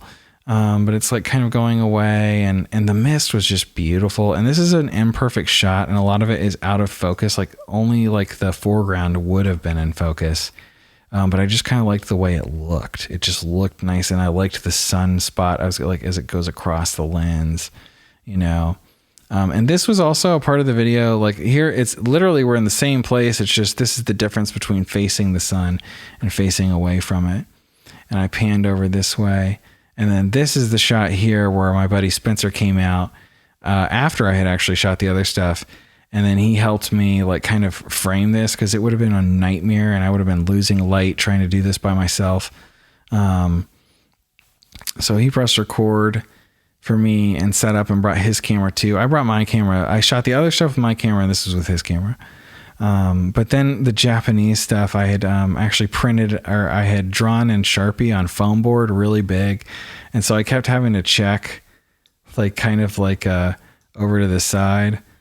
Like, let me see if I can show it. I'm like trying to read, but it's hard to read because the sun is blinding my fucking eyes. But yeah. And then a lot of times, like, so at the end of this, a lot of times I will cut to some of the commercial footage because I feel like it's a nice transition from like the title into like, okay, we're getting back into the video. And then I show off a little bit of the Yu-Gi-Oh card because I did have the Invasion of Chaos print of this card. Like I thought, Getsufuma sounded familiar, right? And it's because of Yu-Gi-Oh. So I'll go back to the actual review. We're going to zoom in a lot here. So this is all the intro. I went ahead and just like, made that its own thing so I could keep it out of this timeline so that like if something went wrong, I'm always saving backups. So we've got this, we come in. And then here we are. And there's a lot of like, like if you're curious about this kind of thing, just like kind of like go through, everything is intentional, as we're bringing Getsu Fumiden out here, we're coming in with the translation and like kind of a yellowish stuff. We've got the line going across the TV. The gradient here is actually for the gameplay. So like, this is another thing I'm going to spend I'll zoom in. I'm going to spend a bit of time on this because how I choose to present what the game is going to look like each time takes up a large portion. Like you have to select colors that are going to look good with a variety of different things. And if you're just going to blur the background, like a lot of people like to do that thing where you've got the game here for 4x3 stuff. I'll go ahead and switch to the transform tool so you can see. You got the game here, and then you've got like usually no border, and people kind of stretch this. Control Z. They stretch this out to like fit that. And then they've got this. I'll take the mask off. And they do it like this kind of like, and it's a zero effort kind of way to fill the screen. And like, but the problem with this is the borders are way too distracting. I can never focus on the game, and because of the way that it's blurred right like this, it kind of makes it feel like the gameplay has sunk, and this is kind of in the foreground because it's blown up and it's bigger. So you feel like it just looks like in a still image, it doesn't look so bad, but like if we're playing it, it's so distracting. I know that's only for just a little bit. All right, so I thought that I was done talking about this. I figured that I had enough, but there's really no time limit. Any time limit in my head is self-imposed, and I wanted to go ahead and go through the rest of this just because it's, just to kind of document it, because it's here and it won't be soon because I'll have to delete it because I can't afford to save all this footage every time. We're talking terabytes and terabytes of footage, like 4 terabytes worth just for this. So it's not realistic to save that. But as I was talking about earlier, I think was just the importance of gameplay and how with a side-scrolling game like this, these borders on the side, the gradient, the colors are all carefully picked and whatnot. And where it starts to kind of blend in with the background, it's going to take a minute to load things because I just loaded this all up. And it's been a while since I touched it. About a week. Like the graduated mask and everything, like where that comes in and here, I have full control over. Like if I click it, I can kind of like there's the mask. Like I can control that. But like where it is has to do with the gameplay. And if it's a side scroller, I tend to hike that up a little bit to make sure that none of the action is going to distract from the gameplay. And so the viewer's attention is always going to be focused on the gameplay. And this is going to be really hard to see here, probably impossible. But for this, I actually add a little bit of this crosshatch effect. And if you zoom in a whole bunch, let's just say 600%, and we'll go to the border over here. Like, do you notice that kind of slight texture? Like, you'll probably be able to see it more if I increase the intensity of this, but see that? Anywhere between 1 and 3 is what I usually like to add. Maybe 2.34 is a good one. But this helps with YouTube's compression in terms of eliminating banding because there is detail here. And so I've noticed that when I add this little bit of a crosshatch to it, it's usually not quite as banded like where I'm moving my mouse here. There can sometimes be banding on YouTube, which means that as 2 colors meet in between, there's kind of a line and it becomes more noticeable as the video gets more compressed. Now, it's kind of impossible to avoid with YouTube stuff, but I try to do things to limit that. And I do save not the full versions of every video, but I do save the MP4s. And eventually I'm thinking about having those available for members to download on my website that's forthcoming. Referencing old gameplay, I've kind of made the decision that I'm just going to show it as I showed it in those videos. If it's something that I already decided I was capturing a certain way, like Goemon, I had no borders, for example. Zelda, I had borders, but they weren't rounded and they were thinner. Zelda was actually a challenge though, because when I would go into caves or into anything that wasn't out in the open, what would happen is the border size was actually different. And there was more information on the screen. And so I actually had to have 2 different border sizes for each time I went in and out of the overworld. And that was kind of a huge pain in the ass. But, as I've said, we've got the intro, which can have in any order, the bridge, the cold open, and sometimes a skit, the overview, the title screen. Then it's all the stuff in the game that I talk about. Then it's my experience, then the review, then the final thoughts, and then the outro. So I'm just going to kind of peruse through here. I whenever I'm showing a screenshot now, I try to make it a little extra. Just because it's more fun for me to look at and anyone can see what this is. I used to try and be very careful about displaying stuff like this on the screen. what if someone wants to read it? But the reality is no one ever reads it. No one ever wants to. And so like, I don't make any time for it, but I make sure that visually it's there so that people who really want to investigate can, because YouTube has a really good feature, even when you're on mobile, where you can zoom in, like you can pinch and zoom.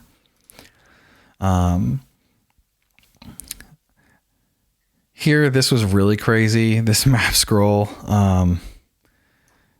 This is kind of like a how it's made video, but I'm just talking about how this specific episode was made. Like, I thought it would be really cool visually to kind of immediately communicate to the player if they saw the overworld map kind of like more as a whole, like a bigger picture. Then they saw it moving, and where the shrines were, they started to see actual hints from where those levels were to kind of give them a very visual map in their mind, where you're not having to imagine how this fits together. You can kind of immediately make those connections. And I thought that that was really important when it came to communicating what this game is all about. Because like when I was watching videos, it just wasn't immediately obvious how everything fit together. And this, I think, would help a new player get into it, because I try to make these videos from the perspective of someone who hasn't played the game, as much as I try to make them for the people who have, is kind of like a respectful tribute that they can appreciate. But it's ultimately mostly about just my own personal experience playing through the game and like what stands out to me and what I learned. I've been using object trackers a lot. So like if I go in here, okay, I had to make this a clip, it looks like. I don't know why, but that's married. That text that's waving kind of is married to Fuma. Like I have like a lot of effects going on here, but they're subtle. It's not like crazy in your face Mr. Beast explosions. Here is actually like that text behind there is from one of the original trailers for this game. Basically, the whole beginning part of these videos just becomes like working with clay. Yeah, I'm just constantly molding it and working it and seeing what works, flipping things in and out. Like there's usually lots of different versions of clips that I'm using, and it's playing with the timing. It's playing with everything to try and make it really stand out and kind of give a good overall impression of the game that really shows like what's in it. Kind of everything all at once before we dive in, really. So this is like more intro stuff, pointing at this is as I'm getting into the overview, talking about my own personal experience. I wasn't quite sure where to put this at first.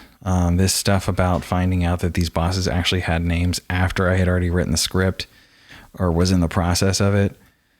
Sometimes like talking about these as they come up is kind of a fun thing to include in the video. And there's always kind of like partially a worry about what if someone gets bored. I've been doing this a lot because I saw NES Complex do it a lot on his videos, where he'll like have a screen of something and then he'll actually take the thing and zoom in. And you can see I cut this out and, I'm physically bringing it into the forefront myself.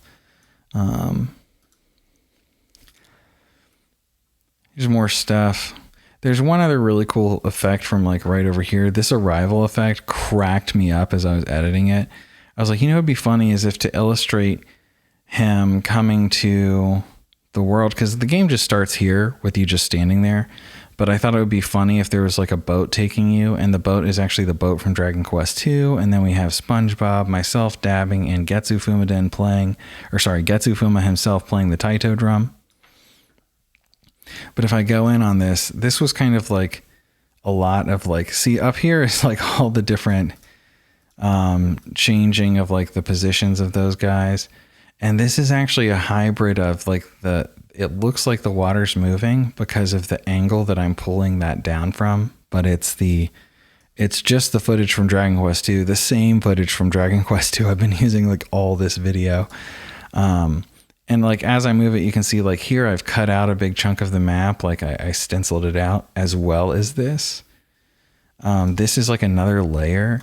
So I can take this off, and it doesn't look like anything, but that's the Dragon Quest II footage. It's just all married together in the right way. That kind of like rudimentary special effects stuff is really fun. And like, I feel like I learn more and more, and I add more and more to the toolbox with each video. Like, since I did have access to the whole map and I felt like it made sense in this game, whenever I was talking about a place, I was kept doing this thing where I'm zooming in and then suddenly, you know, we're there. Like, I could have done it even faster. It probably would have looked better. But like, yeah, as the video goes on, typically it starts cutting to more and more actual gameplay, like cutting between gameplay and me. And the process of selecting the clips is done through like actually going to the gameplay up here. So like this is, I'll go ahead and take this over so like it's easier to see. Like I just like literally I'm parsing through here searching for moments because I record it all when it's a game this short. There are usually segments that I don't record for videos like Dragon Quest because it's so much of it is just grinding and like what I'm like there's nothing to show really, you know, like you get the idea after like, you know, 10 hours recorded of grinding. But the memory of playing the game has to be pretty fresh in my mind because like I remember things that happened from it. And so I kind of like it's harder to find exact gameplay clips for a video like this because the game is so non-linear. For something like Mario, it's easy because it's like, oh, this happened in this world. So I just go to that world and certainly I will find what happened to me when I was in that world. But it's a little more difficult when you've got a video like this. And, you know, after I feel like there's been maybe too much of this, too much of just the gameplay that I record digitally, which everything, by the way, I've said this before, but everything is recorded off of original hardware. I have the mod for this. But like if we come in here, like I like to cut to the physical whenever I can, because that's an advantage I have is that I actually invest in the physical stuff, not to keep, but to make the videos, because I feel like that's something that I was always interested in and I wanted to see more of in channels, more than just like here's like a still photo of the game. Like I do have the game, more than just proof of concept, more like, let's actually show this thing off because it's so fun to look at all this old stuff. Here you can see where I'm like physically pulling the text in. This is moving a little slow, so I'm going to zoom out.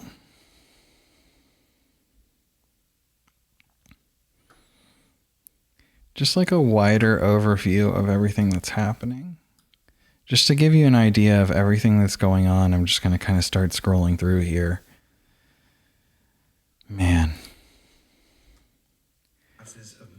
There's the whiffs that were happening. Whiff, whiff, whiff, whiff. When I'm talking about that part.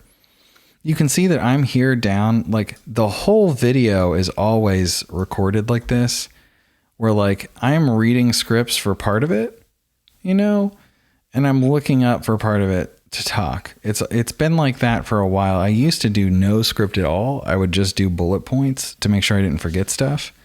And actually before that, no bullet points even, just totally raw dogging it. But it always bothers me when people cut away to themselves for scenes like this and the audio sounds noticeably different. So I always try to make sure to record it all at the same time, because even my voice could sound different on a different day. You know what I mean? Like when instead of switching between rooms and whatnot. But yeah, scrolling through more. This is so cool. I love Hinotori. Any excuse I can get to talk about that game, I'm going to find it. Yeah, like all of the different cuts, it's just like, you know, I'm trying my best to not take any shortcuts and to show everything in the best possible way that I can. Like here we're talking about a bunch of old games, and since I'm talking over the audio of these, I have to kind of like go through and add the, you know, part of the soundtrack from the game to kind of like fill the vibe a little bit rather than just generic music, unless that music is terrible. Because like with Layla, often when I reference Layla, the music is so bad in that game that I just cut to like my track by Outmined Beats that he so graciously let me use. Just scrolling through more. This is going to be as much for me as it is for anyone watching probably. And if you're not interested in this, you know, you can feel free to skip to whatever I have to say at the end of the video.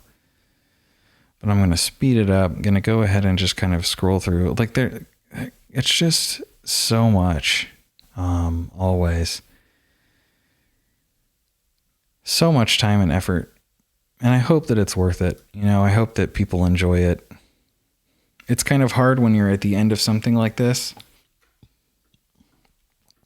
to really be able to experience and appreciate it yourself, because you had such a heavy hand in actually creating it. So like, other people may enjoy watching this more than I ever could because I made it, but that might sound backwards. But at the same time, there are things that no one else could probably appreciate without going through everything somewhat like this. And just seeing everything for yourself. These were done, by the way, by like doing a crop effect with a distortion effect with a transform effect. So like, and it was tough actually to get the image. This is something I recently learned how to do. Usually Final Cut doesn't handle PNG images very well, but it handles .tiff images extremely well. So that's something I learned. I'll be able to do more things like this in the future.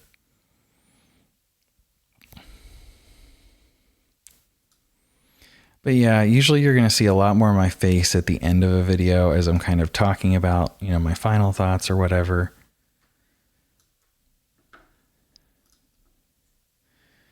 And then the outro usually also takes like an entire day. This one I actually had to do twice because I got a copyright claim on the original track that I was going to use, sadly. And if you don't know, all of the names here, these are the members. So this is all you guys. And over here is the members first at the top, but then it's just everyone who I appreciate that, it's kind of like I see you coming back to the comments section and commenting a bunch of times, and anyone that previously donated in any capacity. I try to keep track of them in this list. I think it's over 100 names long of just people I like generally or talk to, you know, people who keep commenting. I've had some people tell me they actually think I have this many supporters, and no, I don't. But I understand how it could be confusing. So anyone could show up here if you just comment. You know, if you were gifted a membership and you're watching this video, just keep commenting and you will probably see your name there. So yeah, that's, coming in one more time to show that off. There's almost always like little tidbits at the end of every video, by the way, like almost always, but almost no one watches them. Understandably, because it's a long video. Well, I guess it's time to cut back to myself IRL. All right, now is there anything that I didn't cover? I think I talked about most everything when it comes to how I shoot, where I shoot, the gear that I use, the kind of process, the things that I think about, the things that stress me out. I can say this too. I'm really happy with all of the gear that's surrounding me currently. I don't regret any of these purchases. I'm still technically in the red. I mean, given that money was spent so many years ago now that it's like, who even remembers that, right? And I'm in such a good place right now, even not uploading for so long. I just really happy about what I'm making, and the things that I'm stressed and not happy about are just that how long it takes me to make. But I'm working on it, and you know that. I've explained in this video and in multiple posts, but I don't know. I look forward to the future, and I thank you for watching. Thank you for being here. Thanks for being a member. Before I get into that though, I wanted to talk a little bit about some channel update stuff. I've been posting on the community tab in the members only section for a while, and if you're watching this video, it is a members only video, so you might have seen them and you might not have. The basic idea is that Simon's Quest I really wanted to have done by Halloween. But as I've discussed over on Waiting for Nintendo, my podcast channel, and in the community tab and the members tab on this channel, I'm kind of working on something bigger than that. I'm working on the pipeline and how I make videos, like how I get them done. This is more of a time management thing, but I'm building up a bit of a buffer zone so that I can go monthly for 2026. My goal is to have one video a month, and part of that means that I'm going to have 2 new series in addition to Retro Odyssey.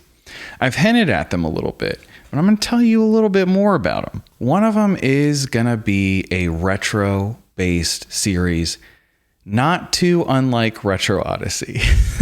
The basic idea is there are a lot of games that I skipped over and also some games I want to play in which I kind of bend the rules in terms of chronological. I already messed up a few times because I missed a few games that I meant to play, like Solstice, Adventures of Lolo.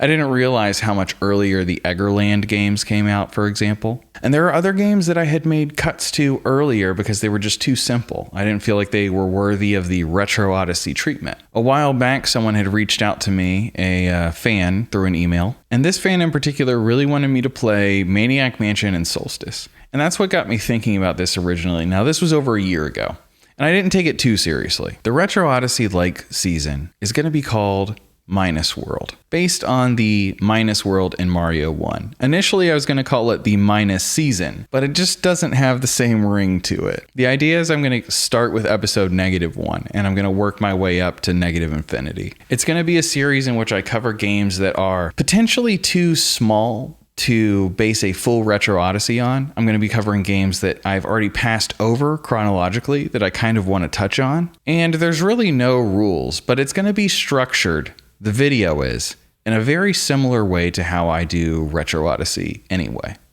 The difference being, I'm not going to push myself to my absolute limit in terms of editing and having new original skit type of ideas and all that kind of stuff. It's still going to be relatively high effort. I'm still going to get all the regular kinds of shots that I get. I still have the physical games. I'm still going to be getting CRT gameplay, and it's still going to have some interesting edits. The videos are going to be a little bit shorter though, I imagine. Or if they're longer, it's going to be because I'm not working as hard to cut it all down. They're going to be a little more casual, and I still want them to be very enjoyable. And I think they will be. I hope they will be. But the basic idea is that I'm going to cut myself off from working too hard on them. On my regular videos, anytime an idea pops into my head that sounds fun or cool, or I'd like to see that, something like that, I just do it. And sometimes it takes a really long time. When I'm doing it though, I always learn a lot. And I really enjoy being able to push myself in that way. I think it makes me better, and I think I come away with it with more. It's worthwhile, and I don't want to give it up. But that's kind of put me at a crossroads, because if I'm not uploading, but once every 5 months, I'm not really going to grow. And I do want to grow. I want more people to see my videos. So this is part of the solution I've come up with. The other part is another series where I'm going to be talking about more contemporary titles. And contemporary is a stretch. I'm talking last 15 years. But games you wouldn't maybe expect me to see about. You know what? I'd even go back to like the 2000s. Think 2000s onward type games. These are going to be even shorter videos, and I think they're going to be kind of in the style of that Dark Souls video I did, though maybe not as insane in the editing. Still having some green screen presence, but not every single shot, and not kind of as... Because, you know, that took a long time too. I'm not trying to make this harder on myself. I'm trying to make this more consistent. And I'm also learning how to work on multiple videos at a time. Through this channel, through Waiting for Nintendo, and through extra little projects I do here and there, like this one. I've already got the first 10 or so games ready for Retro Odyssey Minus World, and I've already got 4 or 5 solid ideas for the other series, which doesn't quite have a name, and maybe it doesn't need a name or to be a series, but just something that you can expect. But anyway, I appreciate your patience, and it really means a lot to me that you're a member, and I really, really hope that I can deliver this time. Too many times I have said I wanted to go monthly, but I realized that with this amount of effort, it's just not possible. And I don't want to give up on putting that amount of effort into certain videos. But I need some kind of pipeline where I'm constantly making progress on other things as well. So that's the solution I've come up with. I might put that at the end of the video. I might put this at the end of the video. I hope this was enjoyable. It's probably too long. It's probably outrageously long. But for those, if you're curious, it's all here. It's all out in the open. And anything that I didn't touch on is going to be in a Retro Odyssey recap or on the website. So thank you. And I'll catch you in the next one. Hopefully pretty soon.